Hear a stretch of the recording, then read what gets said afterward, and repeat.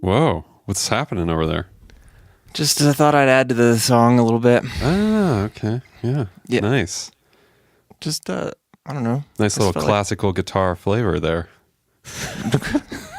No, it's not classical guitar. Like, do you play in the mall with like your little CDs on a table next to you and do Yeah, like I'm a Beatles covers troubadour. with a okay. Yeah, or it's what is it called? Busking? Is that the right word for it? I've never heard that word. But I think that's the word for it. Yeah, that's what I do. I Good. do that. Good. Or do it in Old Town there in Albuquerque. Yeah, there's a lot of money there, especially in Albuquerque. It's really nice. Like way more than Spotify, probably. Oh gosh, yeah, Spotify's the worst. Yeah. Andy, we are killing it on Patreon, and yet that fact has nothing to do with us. I'm kind of amazed. It should have something to do with us, I would think. Sure, you know what I mean. But dang, yeah, I want to say thank you so much to these people, these folks whose names I will say specifically in a minute. But it's just like I'm very pleased with how this has gone, and I'm really flattered in a way that this many people have supported us so far. Yeah, I've been, like I said previously, I'm still having fun. We've posted some fun exclusive things there so far. Yeah, it's super fun to have that second outlet of little silly or kind of interesting. You posted a collaboration that we did almost 10 years ago. Is it 9 years? Yeah, almost 10. Yeah. And it's a song I did and a video you made for the song, and I have not been able to bring myself to watch it yet. Okay. That's fine. I will eventually, but that's there for people to see. And I recorded a little sit down with my 3-year-old. He told us all about his invisible friend who's named the Dude. So that's kind of fun. Yeah, that was very cute. There's a story about me and John Foreman from Switchfoot. There's an extra excerpt from the Skylar episode. And I was telling you today, I think I'm going to upload the whole first ever Ink and Echo episode for our Patreon listeners. That is just me and Stefan, which we'll talk about that later, but or later on Patreon, not later here. Which that happened like 2 years ago, right? Yeah, 2014. So anyway, folks who don't know what the hell we're talking about, you can get access to all of this stuff and more to come by supporting Patreon, supporting Ink and Echo on Patreon for as little as $1 a month. $1 gets you access to all this stuff. And what we put that money towards is making this show better, upgrading our equipment, continuing to do it, covering our fees, our website and hosting fees. And doggone it, we're trying to make it super worth the money for our Patreon backers. Yep. We have Brandon Urban. You, my friend Brandon, should already have a drawing by me, a couple of them, in fact, that you received in the mail. Stephen Kemner, what a sweetheart. Haven't ever met him, but I already know. Stephen, your drawing is pending, among other treats. Reed Weber. Man, Reed. It's amazing that I haven't seen Reed in years. I haven't seen him since I moved away from Albuquerque, I don't think. Yeah. And we used to live together in a house with 5 guys, and we actually started the hamburger business. What? No, I did really live in a house with him with 5. What is the hamburger business? You haven't heard of 5 Guys Hamburgers? You know what that is. Like, I just didn't. Oh shit.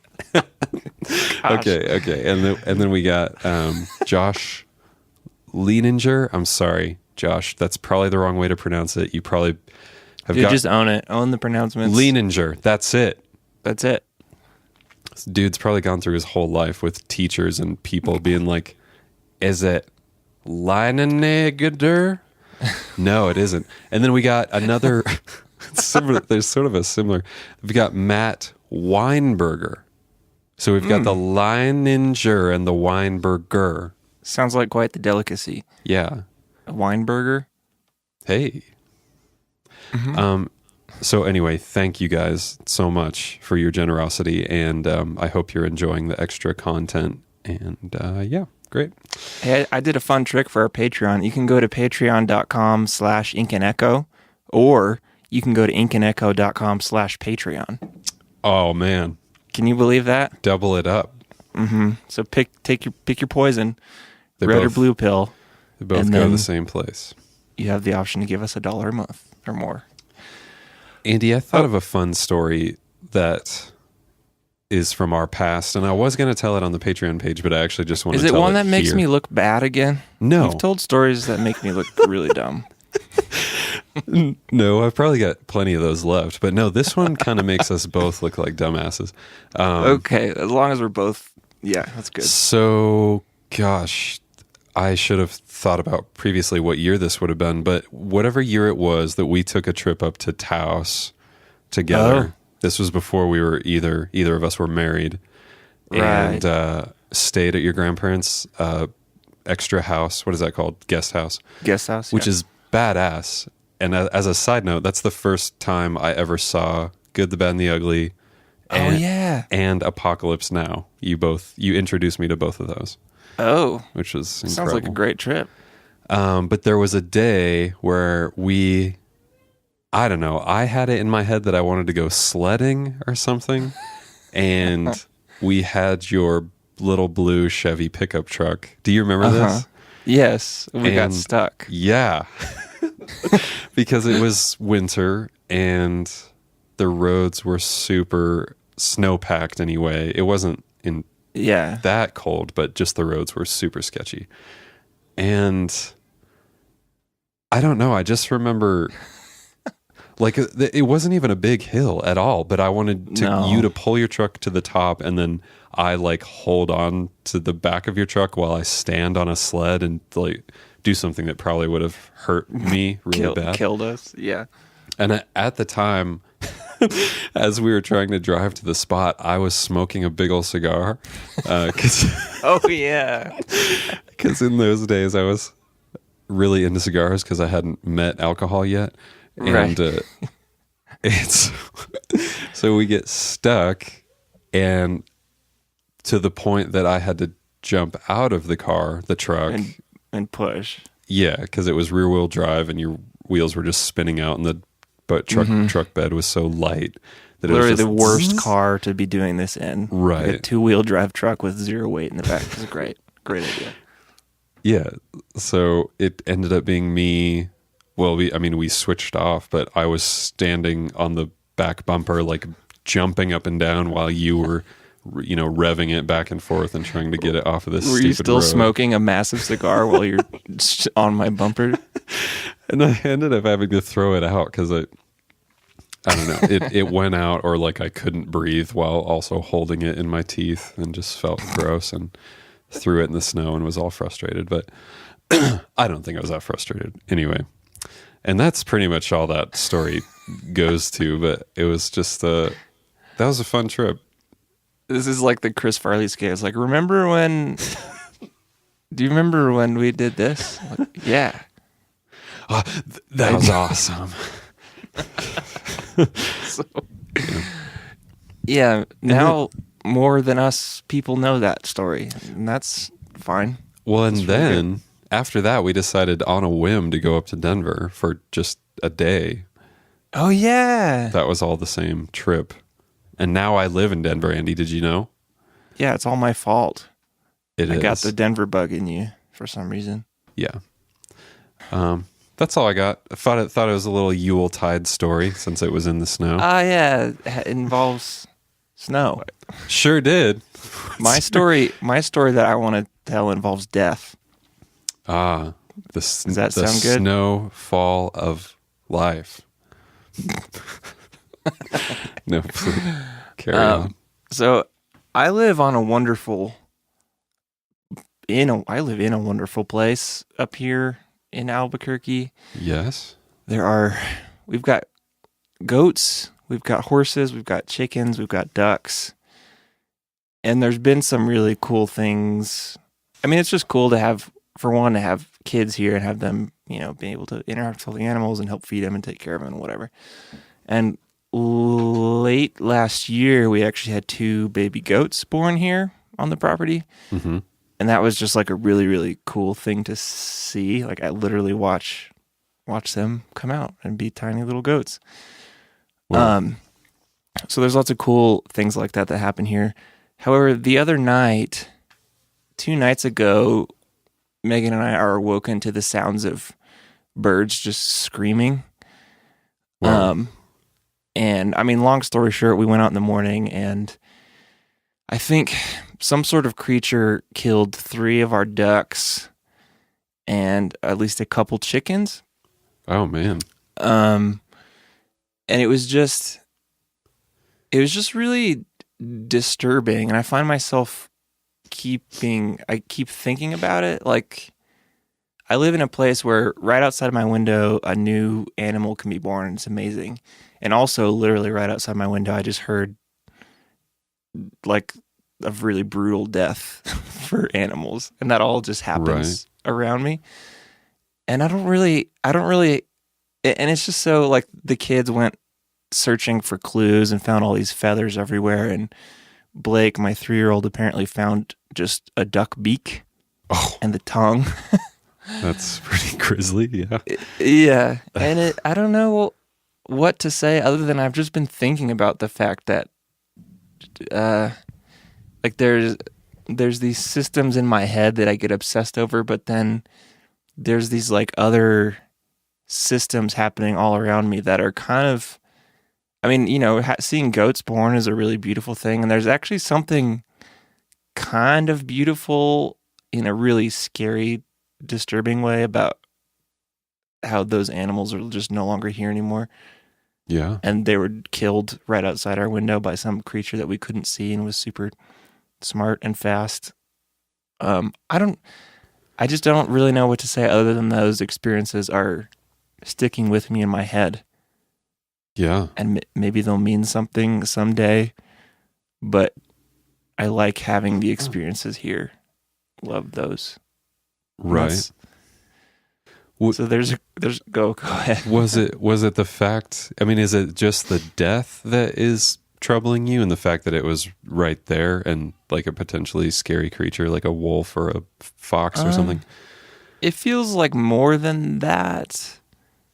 It's just like, because I can't imagine you were that like personally attached to these animals. I mean, it's sad. Well, I was more than I I thought. Like, because we had these 6 ducks and we brought them up in our house as little ducklings and then let them free. And they always stuck together in this little pile of 6 ducks. And now it's just 3. So it is kind of sad to walk out there and realize that, you know, half of their buddies are gone, you know? Yeah. So I was a little more attached than I anticipated. And yeah, I don't know what else to say except that it's just sticking with me for some reason, and I like that. Yeah.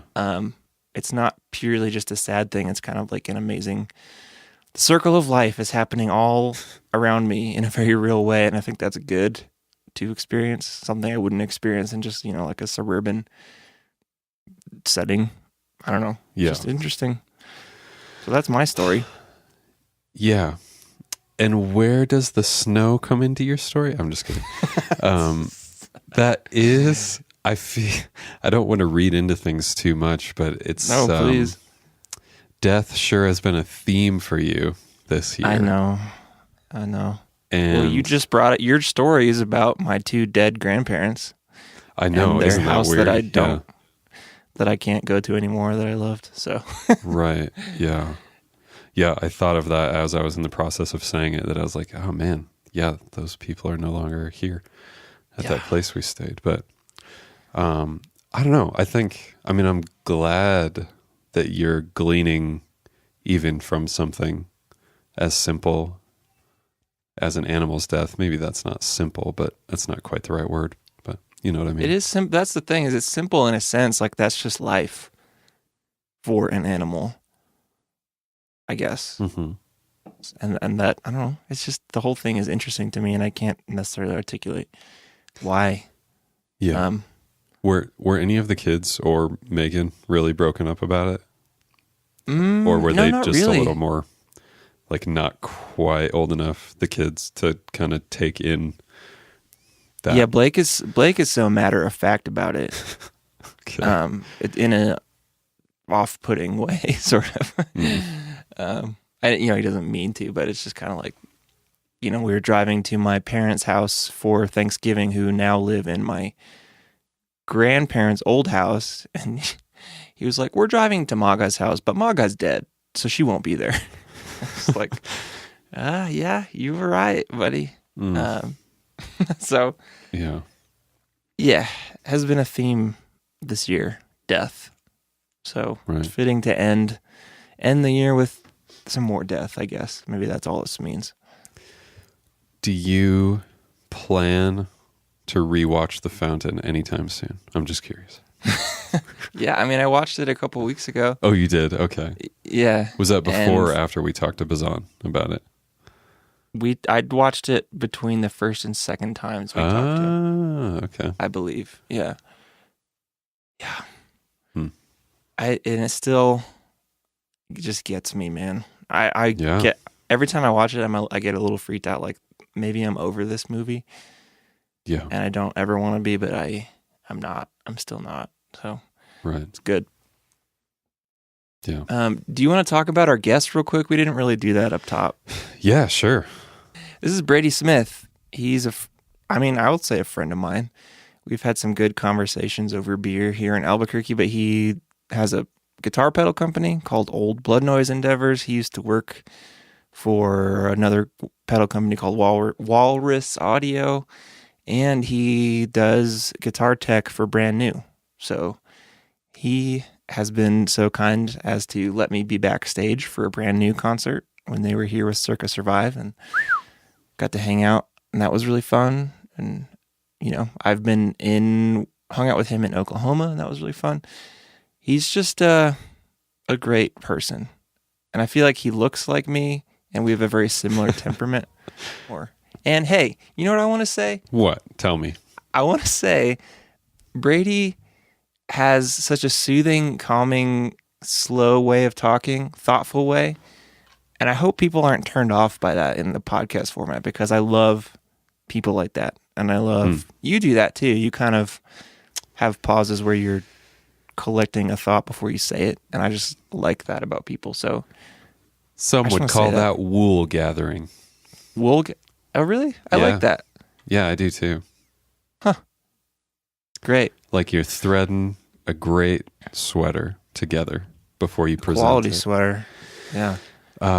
Yeah, I agree. I feel like Brady is someone I would totally enjoy meeting in person and just hanging out with. Yeah, you would. Right. All right. Yeah, it was a fun talk. So let's do our sponsor, and then we'll get to our talk with Brady. Let's do it. Good?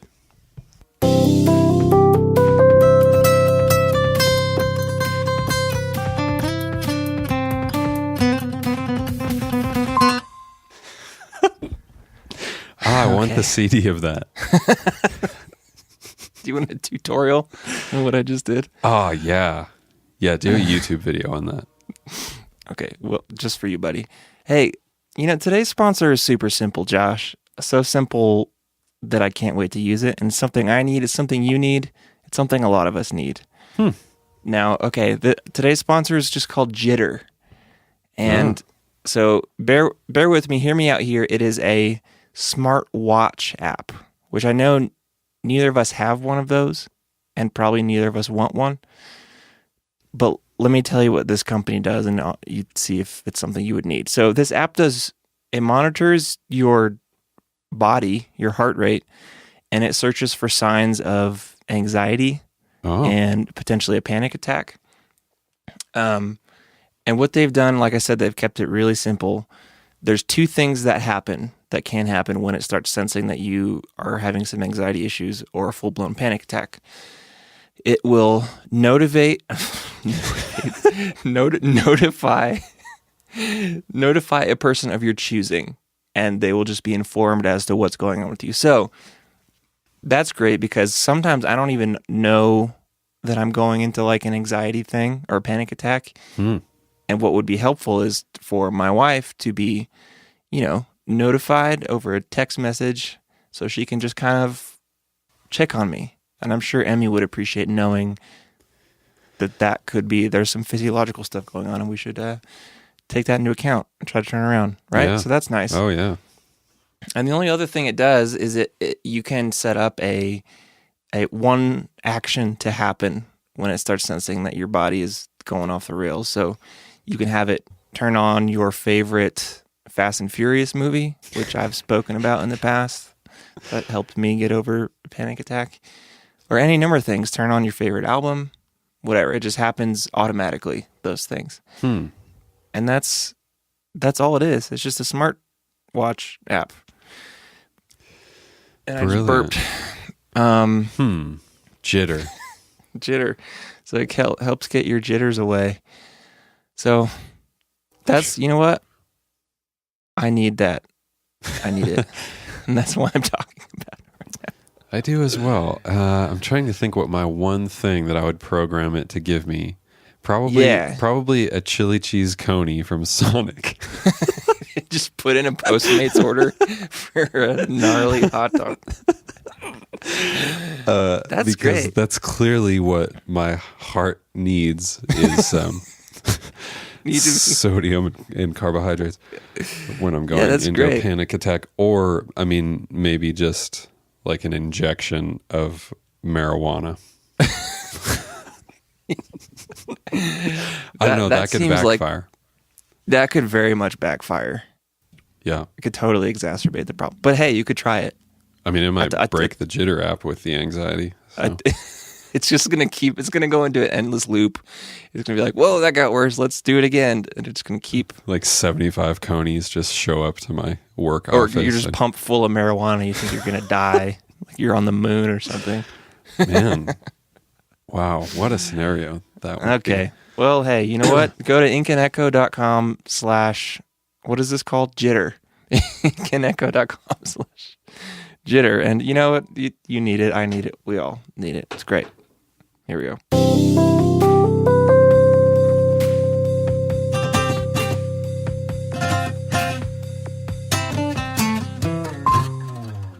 Oh, man. Even better than the first one. Thank you so much. And now, good segue, because now here's a guitar man. This is bona fide guitar man, Brady Smith. Hello, Brady. Hey guys. Hey, so we're recording this not long after Black Friday, Cyber Monday time. Mm-hmm. Was that, as like a small business person, was that crazy for you? How was your weekend? Yeah, that can be really crazy. I think for us, sorry, you might hear my son running around in the background. That's great. Gone to sleep yet, so he's wearing his energy out. Yeah. No worries. It can be. I know there's a lot of pressure in this industry, especially. There's an expectation that something big happens during this weekend, around Thanksgiving and kind of leading up to the holidays, which makes sense because that's our busy season, and it's sort of cleaning everything out for the new year, you know. But that being said, I know that we just kind of did a small release for this Black Friday. The little headphone amp thing, right? Yeah. So we had been talking probably the last 3 or 4 months about wanting to launch a utility line, which is kind of out of our normal grasp of things. Not that we don't use, as players, use more practical pedals, but Brady, for someone outside of the music world, being me, what is a utility line? What would that entail? And that's not like an official term, but Yeah. But I think for most guitar players, that probably makes sense in some way, in that it's just really practical pedals. Gotcha. So like, and they're usually a little bit cheaper too. So they're much more basic. So for example, the first one we put out was a headphone amplifier, which isn't even really a pedal. But it's in a pedal size. So Right. So you plug your guitar into it, and then you plug your headphones into it, and you can hear what you're playing rather than amplifying something over the air, which tends to bother other people sometimes. Right. So, and I'm going to ask a dumb question. Does that just mean it comes through clean, or you can put other pedals through it and hear exactly what you're playing on all the pedals? Yeah, you can can plug your pedal board into it as well, and it'll just, whatever you're putting into it, just like an amp, you'll hear it through your headphones. Nice. And there's a lot of like other sort of headphone amp modeler kind of things out there already, and they're fine too. But this is just kind of our simple take on that thing. Like, I mean, nice. It's pretty simple deal. And just to kind of give a little bit of the origin of that, I mean, that's where we started with the utility lamp. But Brian Hamilton from Small Sound Big Sound. He's a good buddy, and he had made us a couple of these headphone amps for our demo board at NAMM. Okay. And he had made himself one at some point and kind of worked on the circuit and changed some stuff. And that's where the idea sort of like originated from. And in the future, we tried to on this one, but in the future, we're going to do either a deluxe version of that project or a totally different project working together and kind of try and make something special with both the Old Blood and Small Sound name on it. Yeah. The first time I ever played a Small Sound Big Sound pedal was with you at Coffee and Riffs episode, whatever that was. 35. Yeah. Was it? I think so. I watched it today. I'd never seen it before. Oh, it really was 35? Yeah. Cool. I thought I had seen the backlog of all of Andy's works, but that actually I had never come across.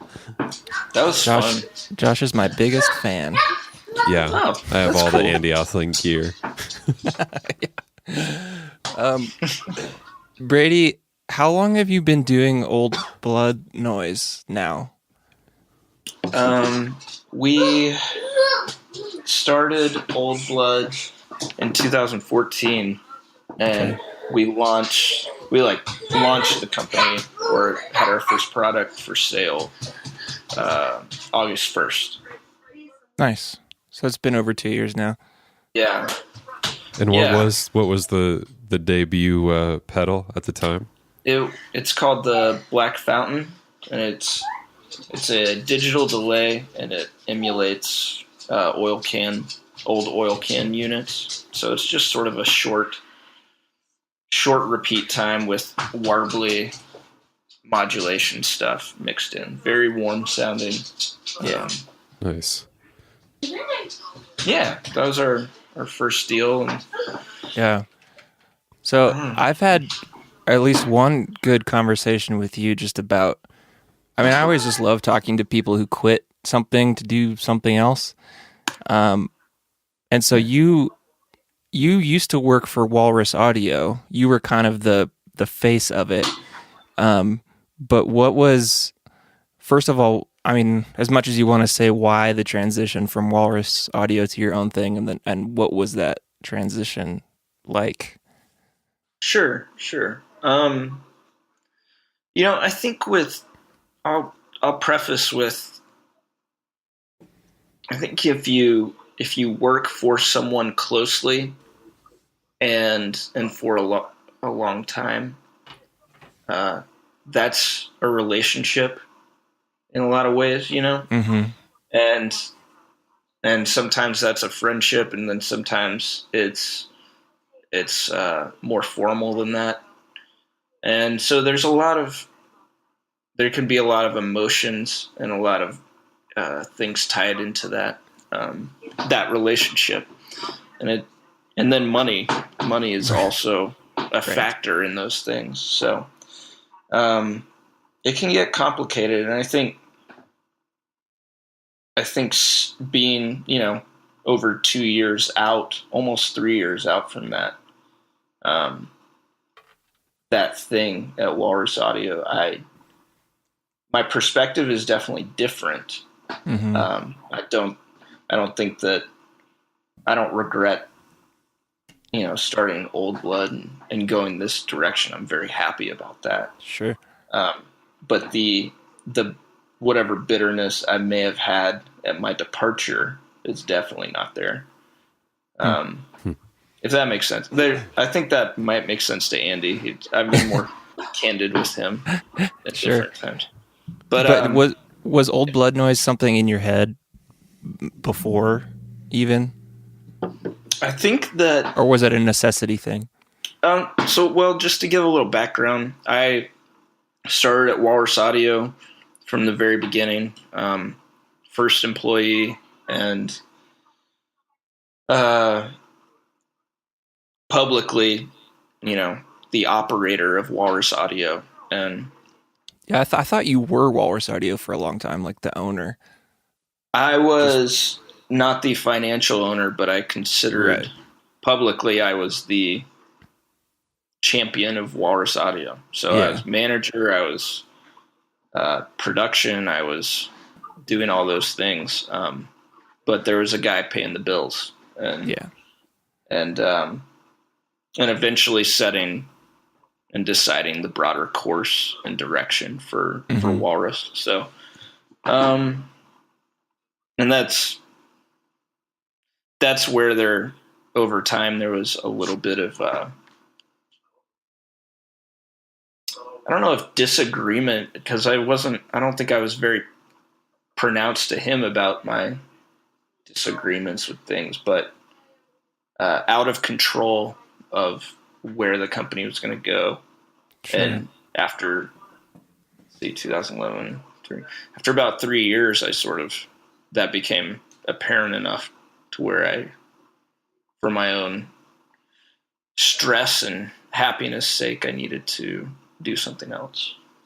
Right. And again, any of this, say as much or as little as you want, but was it the different ideas you had, were they based on the actual pedals themselves? Were they based on the marketing, like who you were marketing for? Was it based on something else? Does that make sense? Yeah. I think all of those things factored in there, and honestly, it was probably behind the scenes stuff that got to me more than anything. It was presenting a very small business image with people pulling strings in the background. Is kind of what it came down to. So, and I'm a little bit. I buy into some of that Illuminati, who's running this thing, kind of conspiracy stuff. Uh-huh.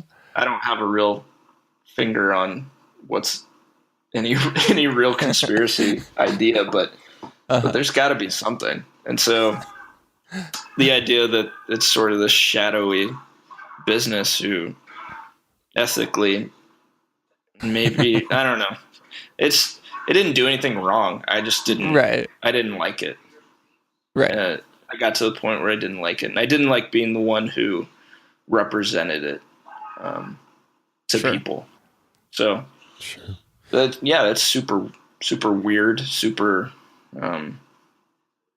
disheartening. I think for 3 years, I really bought into this thing and was trying to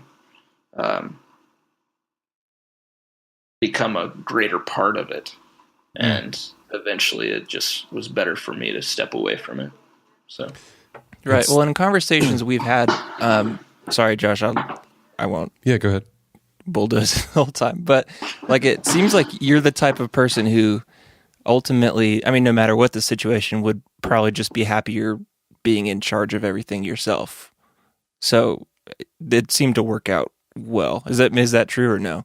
I think that is true, and I don't necessarily like that quality about myself, because I feel like I have some control freak tendencies, and then in other areas. So I would say with music and with our business, I definitely have that.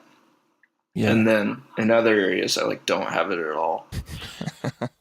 I couldn't care less how it's done. You tell me how to do it, and I'll do it. Right. But I think that's both a strength and a flaw, because sure. And what Old Blood is now is, there's 6 of us working there in one way, and we work in conjunction with Atria Creative, who's another business of 2 guys. So right, those are the video people, right? Yeah, that's Blake Studdard, and Mark Elliott is his guy. So we share space and work with them all the time, and so there's an element of, when you're working in close surroundings with people, you just need to be able to flow and let go of things, and right. Whether it's personal space or gear usage or or just how things are going to be. I don't know. That's something I continually have to work on, and sure. I think my guys know that by this point. I hope. Yeah, Brady, I was curious what was the in between period of leaving Walrus and launching Old Blood, because obviously there's the nature of just needing startup cash for a business, needing material, needing to pay your rent and have money to survive and all that. And that whole entrepreneurial thing sounds terrifying to me. So how did you manage that? Yeah, that I think it is terrifying, and I've heard other people's stories, and I know Andy and I have talked about, I think it just our conversation came down to, well, how do you have money? Where does money come from? Right. For you? And Andy, I think for Andy, it was a variety of places in work, usually at that point, usually music related. And for me, I think it's the same way. Because you were teching for Brand News at that point still, correct? Yeah, so I had, let's see, in 2013, at the very end, so in December of 2013, Brand New they were kind of becoming active again, I think. And I had just, I don't know, somehow talked to and met some of those guys, and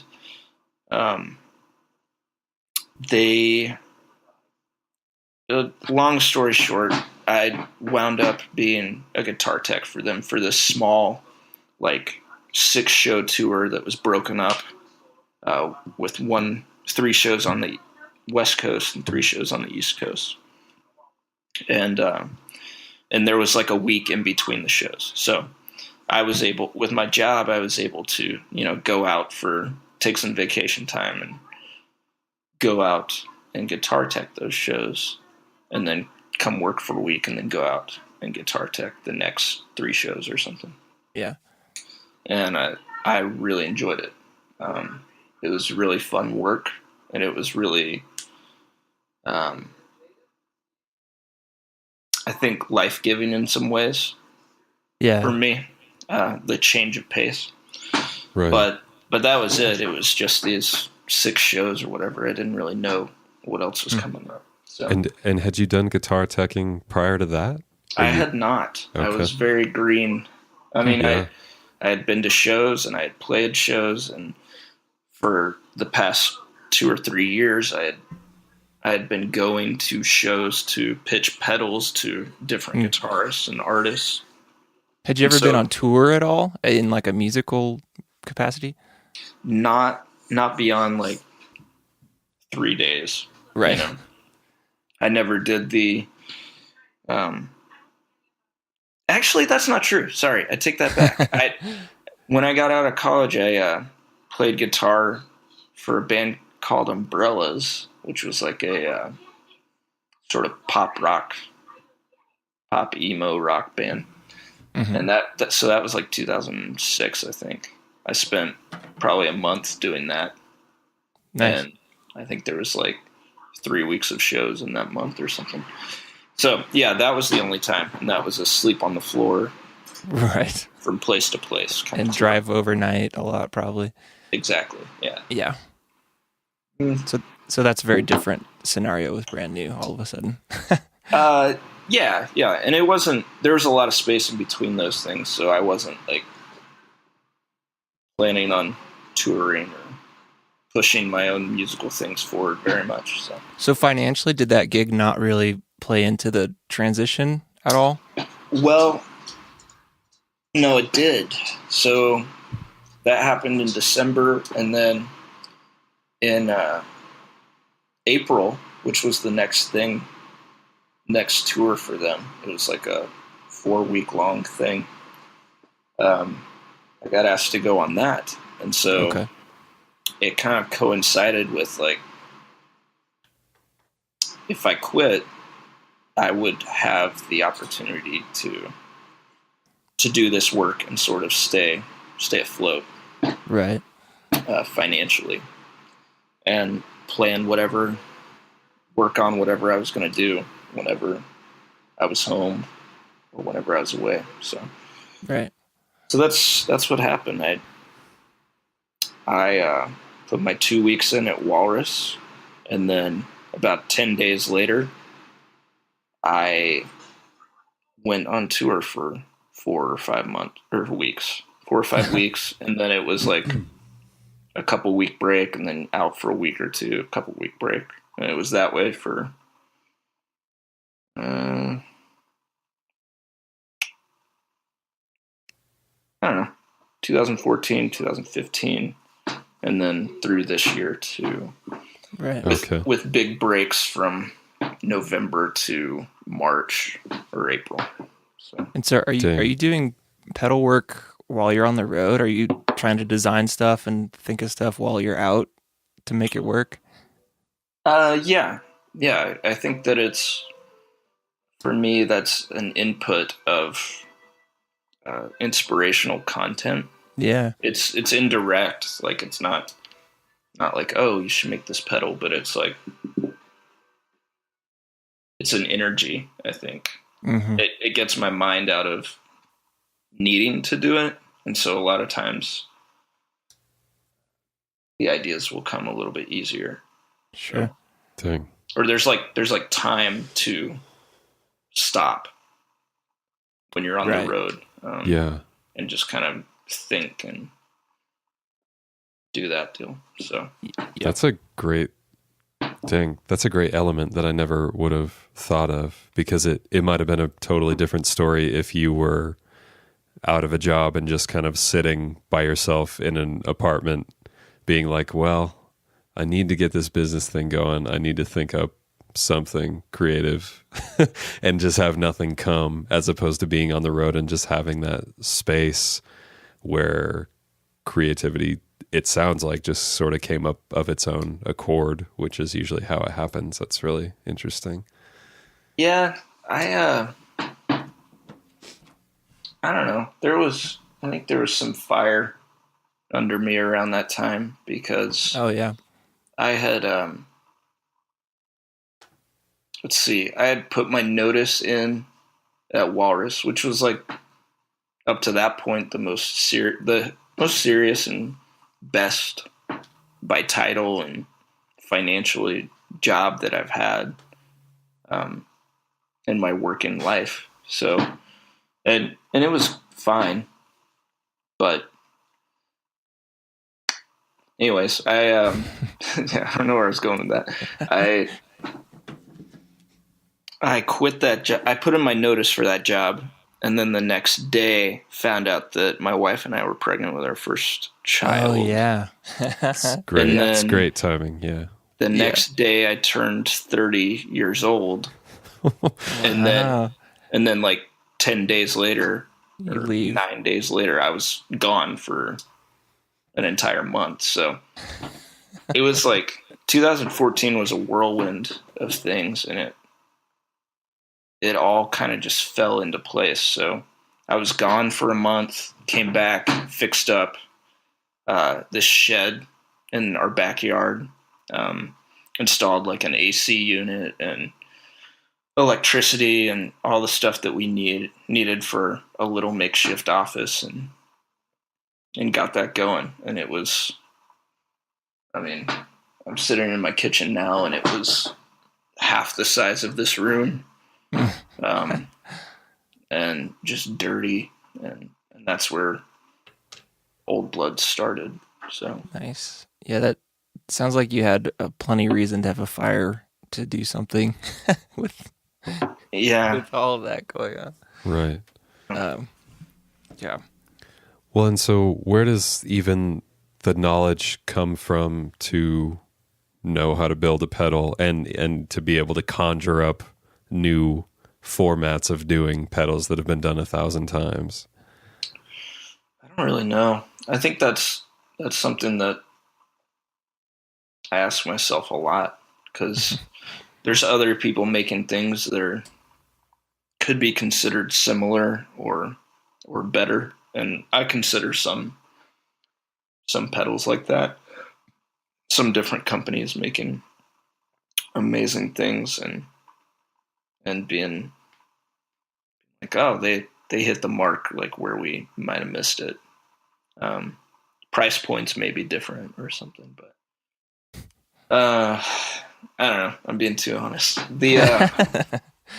I love our stuff, but I just know that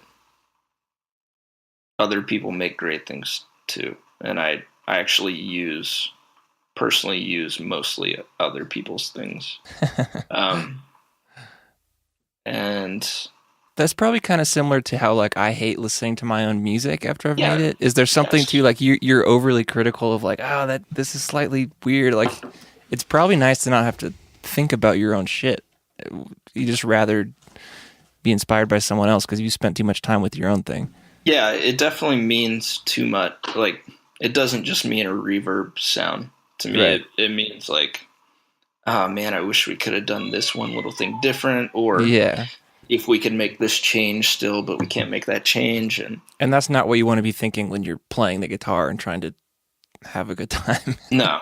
Yeah. And that doesn't mean I don't use this stuff when I'm like trying to get new sounds or recording or whatever. I think the Dark Star is the only thing on my board right now.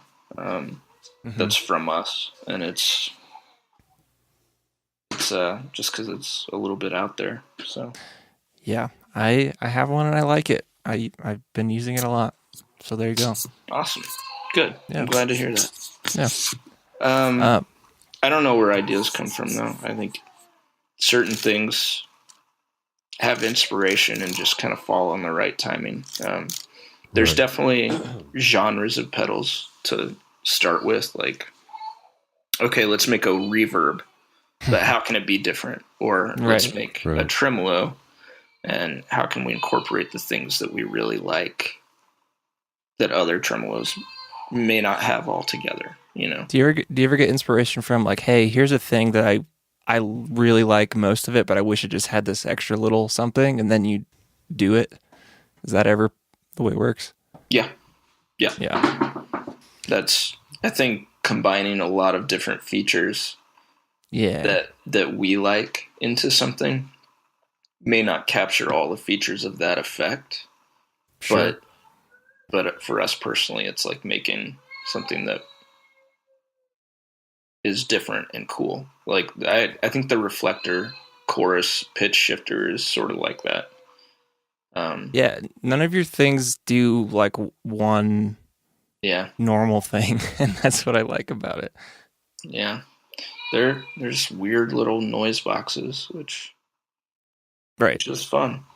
Right. fun for some people. Well, so I can't help, Brady, in the way that you described that. It just makes me think of sort of similar to the process of making beer, that a brewery could say, everybody's got an IPA, but we need to make one that's different. And it needs to have a cool ass label. And that's another aspect of your work, is that, or of your guys' stuff, is that it all has great artwork on the front. But I like, how do you even, are there essentially, to use a stupid term, tutorials or recipes almost for building? It's like, here's how you build a delay with these transistors, and I don't know the terminology, but how do you go about making an overdrive if you don't know the recipe, so to speak? There's, well, a couple of things with that comparison. That's the second time I've heard that today, which is kind of funny. But I mean, that's, for the last few years, that's been an ongoing discussion, how those two industries sort of have mirrored each other in some ways. And yeah, that is interesting. I like both of those things too. There are recipes out there, I think, for DIY guys who are wanting to make something. There are also limitations as far as how deep you go. Right. There's digital aspects which are hard. They're just more difficult. Requires more. Meaning like programming specifically? Yeah. Yeah. And that's even like with Old Blood, we've had a lot of help, and we've had to skim the surface of that. And that's actually where we wanted to start with our pedals. And so I feel like 2017 will probably be a little bit of a departure from just the digital effects stuff, and really trying to round out the line with some stuff that's a little more unexpected now from us. Ooh. Yeah, I'll tell you more about that when we're not recording. Okay. Nice. But yeah, there's like schematics and stuff out on the internet. Gotcha. Did you start with any of those kits? I forget what the names are, but there's kits you can buy where you literally just have to solder all the little pieces together, and here's your tube screamer, or here's your rat. Did you ever do any of those? Yeah, the first, so before I got my job at Keeley Electronics in 2009. I didn't know you were there. Mm-hmm. That's where I started. That's where I met a lot of guys that are still in the industry there. And nice. A lot of guys still working at Keeley too. So cool. I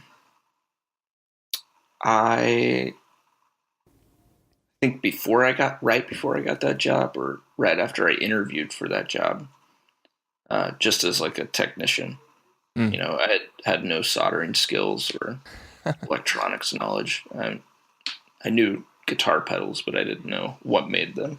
Mm-hmm. I ordered a BYOC, had a 2-for-1 sale. And I don't know why they had it, but... Which stands for build your own clone for those. Exactly. Yeah. And I think since then they've definitely expanded beyond just clone things. Because I recently built like a programmable switcher thing from them, which is pretty awesome. But I think it was a Big Muff clone that I tried to put together, and it didn't work. And then I started working and learned how to like solder correctly and do all that stuff, and then went back and fixed it. Was it like love at first solder, or however you want to say it? I thought it was cool. I think so at Keeley, for the first while I was doing the pedal mods. Okay. So that's a lot of like removing parts and putting new parts in. Sure. And that's pretty fun, just to see how like changing a thing can alter the sound that much. Right. And there's something detail oriented, but also like it's like putting a puzzle together. So yeah, it's sort of satisfying when you get it done. Like building boards is that way right now, or right, populating boards and building pedals. right. So, yeah, I like doing that. That's cool. Yeah. Okay, so I have a thought of my own, and then an observation, and Okay. and then a question, and I want you to tell me if my thought and my observations are incorrect or not. Okay. So my observation is that I have a hard time with a lot of the gear communities, and specifically I have a hard time with the way guitar players seem to idolize these little boxes, and potentially elevate them above the actual craft of playing guitar and creating music. So that's a thing that I see and I push back against.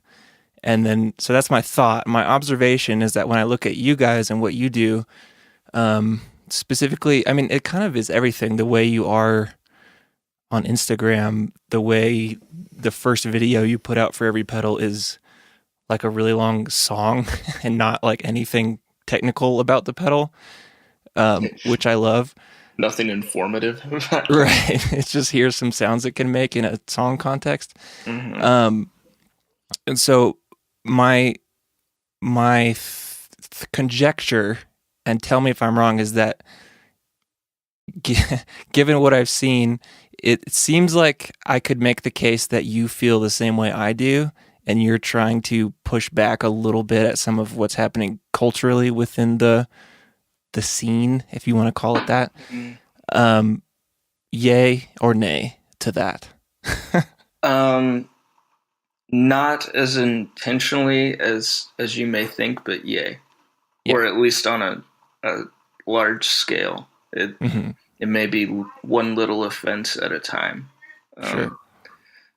And I think what that comes down to is that everybody's gonna like something, and I think it's okay to not like stuff too. Yeah. And I think people are afraid to dislike things. And that's a weird sentiment that I may not always agree with, even within myself. Sure. But yeah. Yeah. But I guess really what I'm saying is like you seem to grasp the idea of the little boxes you're making are for a greater purpose, and like you said, they can be an acquired taste, or they can be taken or left if people want, and that's fine. But you guys seem to, like I said, focus on, because you're all musicians and you even have like the tape record label, and it very much comes across as like the music is the most important thing. And here's some weird ass boxes that do some crazy stuff that you can use if you want. Whereas I do feel like both on the consumer and producer side and some of these things that we have going on, that's not the focus, which is always more and more. It's just weird to me, but I feel like you guys don't do that. So that's all I'm trying to say. No, yeah. I mean, I think you're right with your original statement too. I just don't. Yeah. I don't know how much of that I want to own. But right. It's true. But then I know that people do, and you can look at us and very quickly put us in a box. Right. It's fine. It just doesn't matter. like I just don't. I don't know. There's a lot of noise out there, visually and sonically, and in some ways we contribute to it. But I hope that we're interesting. I think that we make things that we are interested in. As a response sometimes to seeing so much stuff that we are not interested in.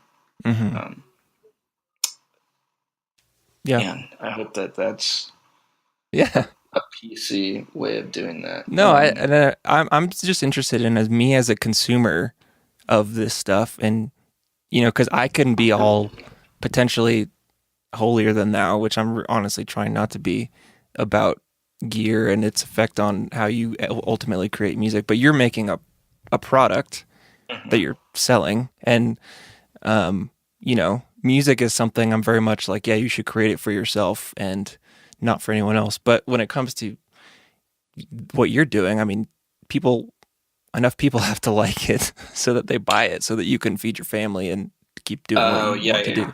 So it's just an interesting in between that you're in that I am not necessarily envious of, and I would maybe make me go crazy if I had to be in the industry, if that makes sense. I gotcha. Yeah, I 100% understand what you're saying now. Mm-hmm. Or specifically in that. Yeah. And Seth and I were Seth is my business partner in Old Blood, and he is like the video half of what we do, which is he's sort of the visual element of our presentation, and that's his background is video stuff, and he's amazing at it. But he's very much an artist. And he has real vision for how to present stuff, and it's not always so that you'll buy it. Yeah.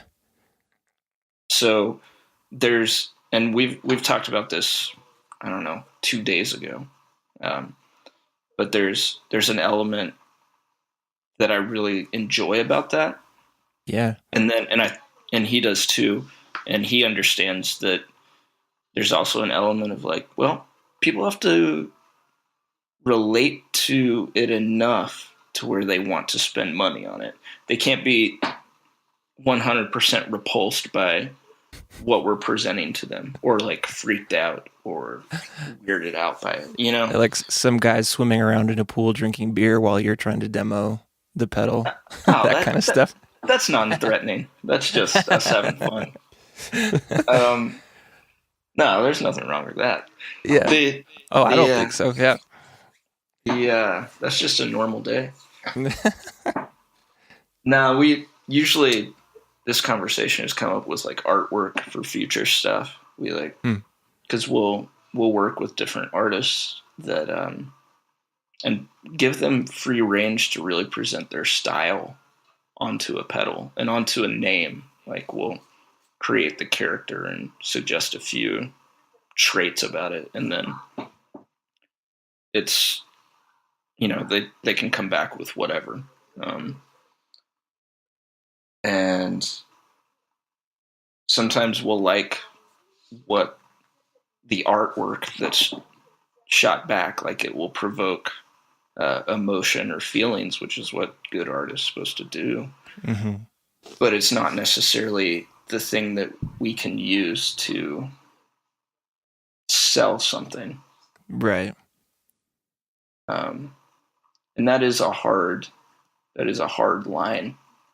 I wouldn't say that we have it. I think we're a little more liberal for a lot of people. So, and I like you for that. So I'll put my flag in the ground for you there. I like it. Appreciate that.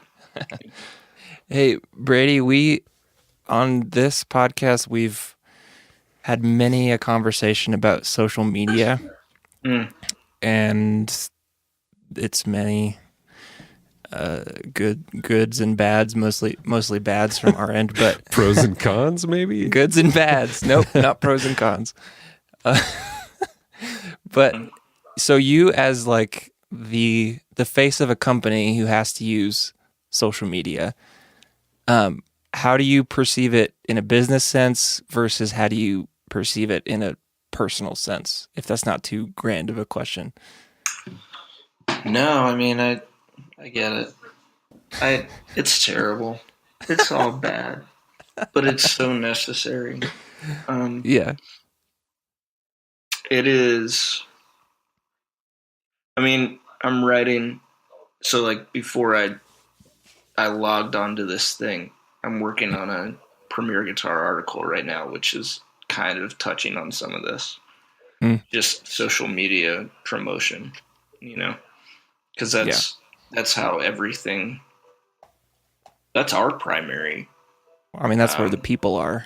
Yeah, Instagram is like our primary marketing tool. That and YouTube videos, but how do you know about the videos? Because we share something on Instagram. No, it's just a necessary evil at this point.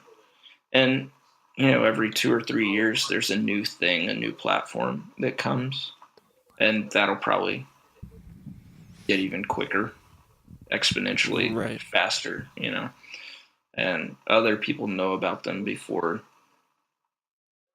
I do. Right. And I don't know. I just know it benefits us to use them. And So would it be fair to say that you don't like it in a personal sense, but in a business sense, it's just kind of, it's just business. So you use it.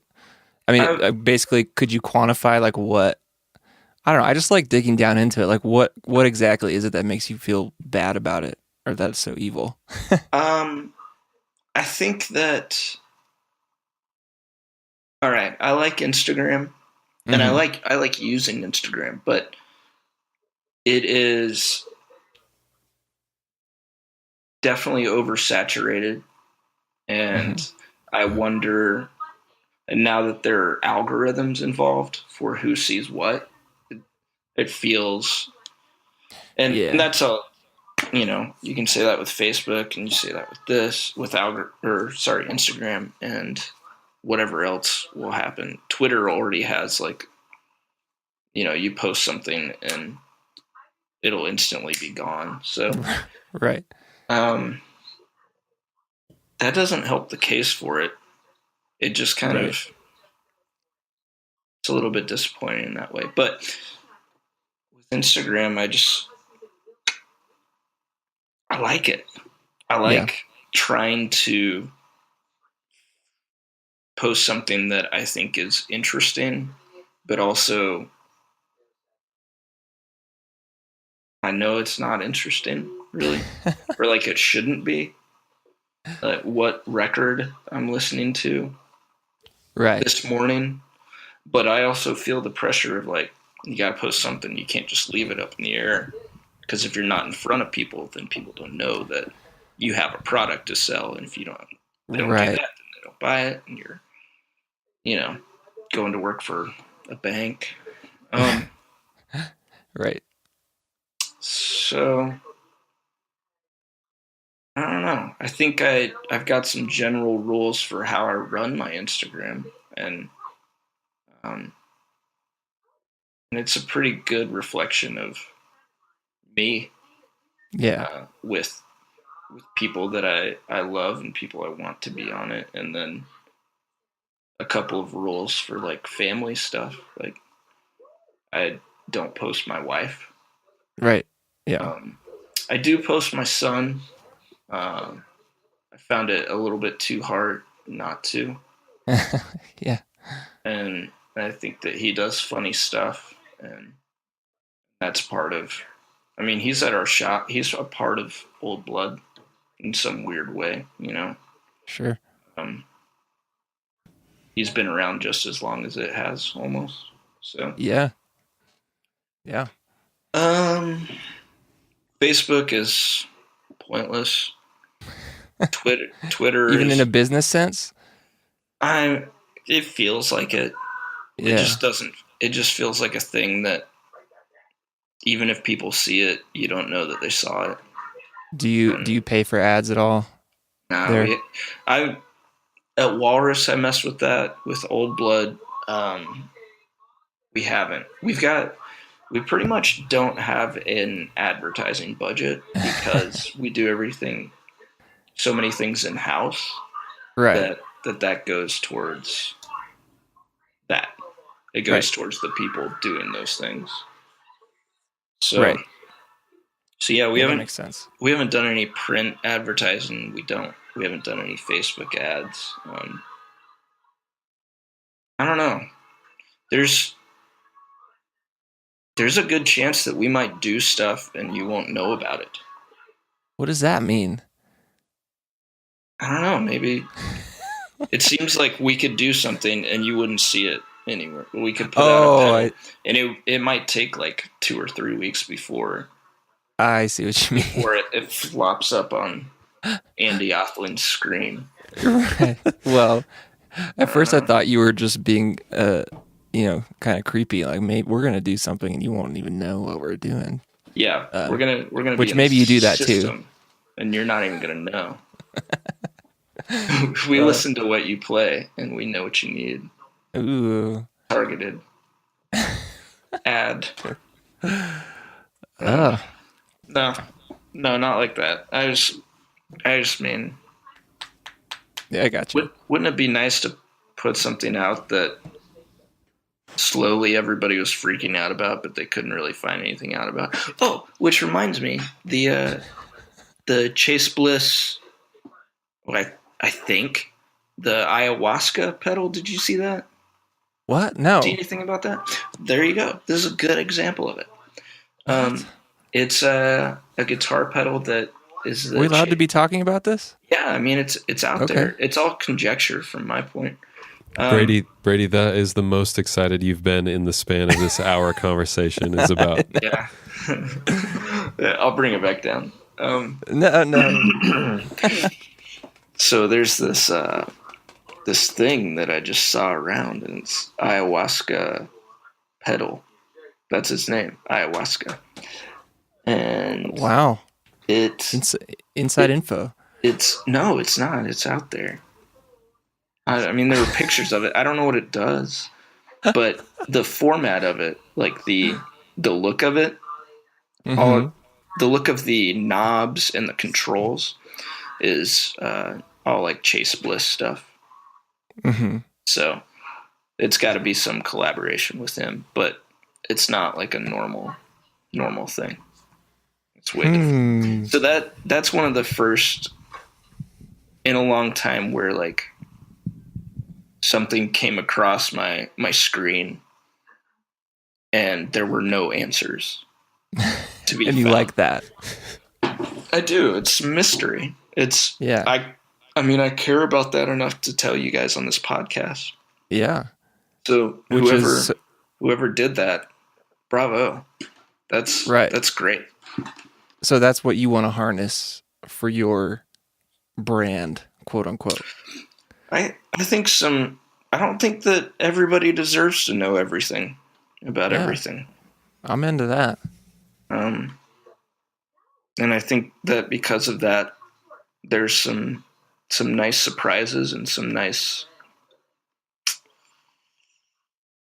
I don't know, stuff's better when you work for it for a little bit, you know? When you have patience, when you have to wait, when it's not all attainable. Sure. Yeah. There's a little bit of payoff. Yeah. I'm into that. I'm into that as a brand. Sure. Yeah. I'm into it too. Well, hey, are things going well for you? Yeah. Yeah. Yeah, they're good. Good. I think recently I spend a lot of time waiting for the other shoe to drop. So meaning what? If things are going well, I'm like looking for for them to not be well, or for the true, I do the exact same thing. Yeah. The true indicator that like, nah, they weren't well. You didn't factor in this thing where like you actually owe money now. Right. I guess in a business sense, if that's what we're talking about. Yeah. Gotcha. Yeah. But no, I've been working on kind of understanding as a brand that it's okay to just sort of be us and to not necessarily have to try and be the bigger brands and do what they do. I mean, and we've operated that way from the very beginning, but it's when there's so much more on the line. You know, there's 6 people working here. There's a little more risk involved with like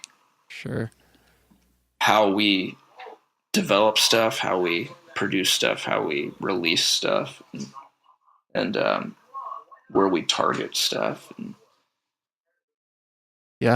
I don't know. It sounds a little bit vague, but I think I'm trying to be comfortable in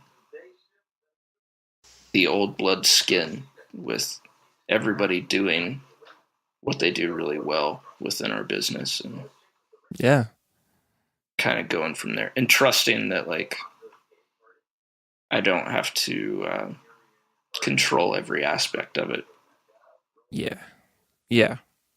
And relinquishing a little bit of your control freakness that you mentioned at the beginning. Yeah, it's not my favorite thing. But yeah, everything's good. We've got that. My wife and I have another kid coming. Nice. Congratulations. Thanks. We're stoked on it. So. And you've stepped back from traveling with Brand New, correct? Yeah.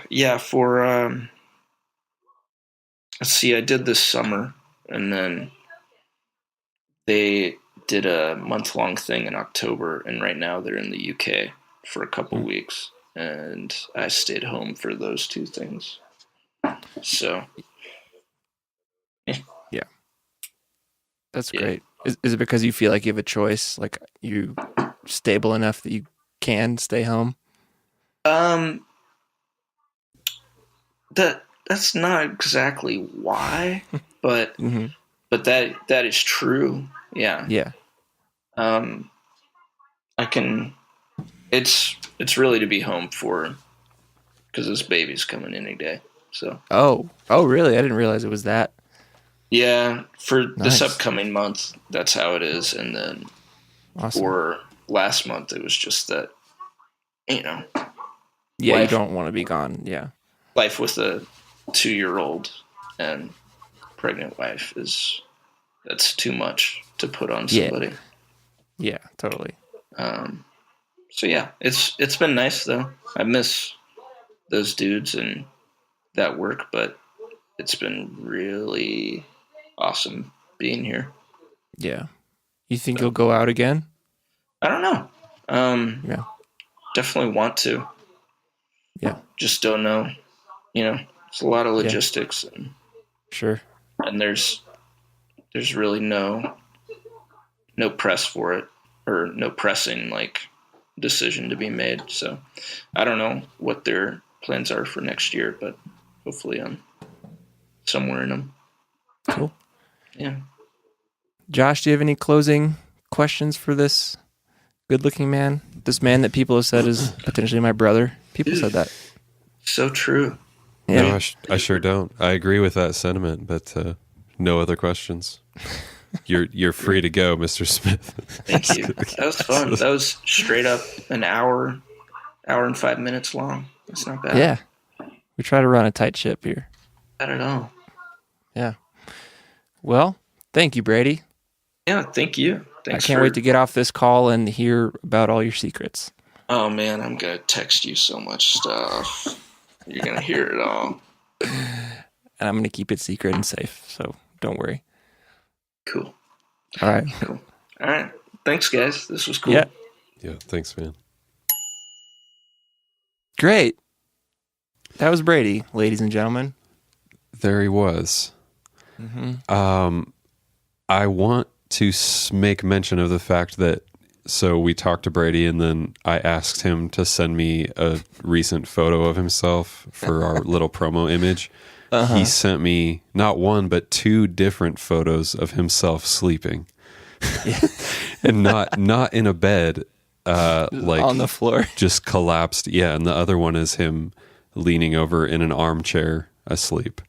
So either he's just really into naps, or, I mean, hey, he's got a 2-year-old. He's probably a tired man, as I currently am. Andy's Listen, never been tired because of kids. Oh, no, never. I have infinite amounts of energy. Great. Check out oldbloodnoise.com if you want to look at his things. I love that they have endeavors in the name.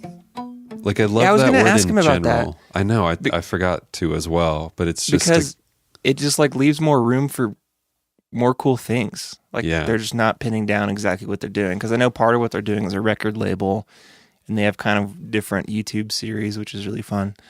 I like that they're doing things different. Yeah, that should be their slogan. Think which different. surely isn't taken. Do it different. Old Blood Noise. There you go, Brady. We didn't talk about on the interview how you know Brady. How did you connect with him? Were you using their stuff first, or did you meet him first? I connected with him when he was at Walrus Audio, and he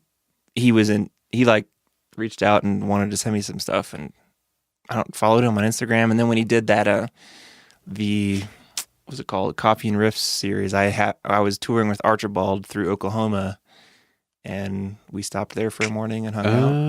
Okay. And then, texting all throughout that. And then, he comes through here with Brand New, and we took him to La Cumbre, of course. Heard of it. Sweet. Yeah. Mm-hmm. So that's the story. It's a true romance. It was funny watching your Coffee and Riffs video because you have short hair and you're clean shaven. I look like a little boy. Yeah, you do. Not like a grizzled, depressed mountain man that I am today.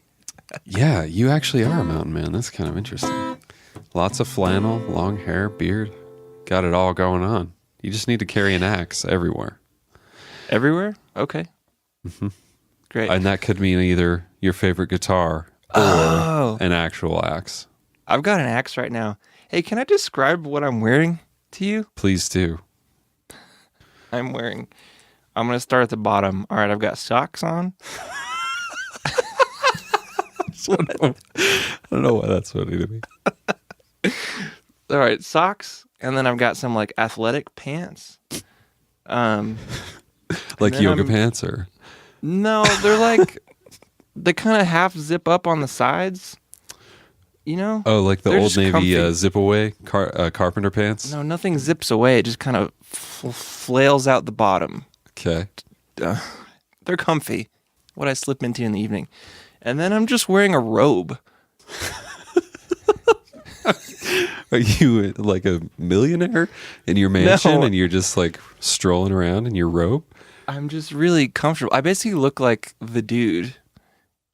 The Big Lebowski dude. Wow, yeah. That's pretty much exactly what I look like right now. I just need a white Russian. And I've got my acoustic guitar here. I just look like it. I don't know. No one's here. Who cares? That's fascinating. So you're one of those people who actually has enough space in your life to choose to put on a robe. Why wouldn't you want that? Oh boy. I would feel like a slob. It's just about calming down in the evening, man. Yeah. Why don't you calm us out of this show with a little tune there on the guitar? Sure, absolutely. Here. Check this out. Give me your real-time feedback. Yeah. This is maybe like on the Lifetime channel when the boyfriend has to reveal the fact that he's had an affair. And he says it, and then this song starts. And the female says, "Charlie, how could you? I trusted you!" And then she drops this bomb. "I'm pregnant. And it's not yours." And then she grabs her keys and let's see, he had a mug of coffee on the counter and she smashes it and before leaving. Oh man, I'm feeling it. And then end credits as she drives away and he is left there on the porch with no coffee and no woman. Oh and then the Lifetime logo comes up. Next on Lifetime channel, something more uplifting for hey, how about some holiday cheer? Learn how to do ribbons on your Christmas packages and gingerbread cookies for the. See, Andy, right now I'm doing the Lifetime commercial for the next show as the credits are rolling, and I just have a good joke that. Let's hear it. He likes his coffee like he likes his women. Oh, Gone. Man. Hey, wow. Thank you so much. We're out of here. Thank you guys. See you. Have a good night.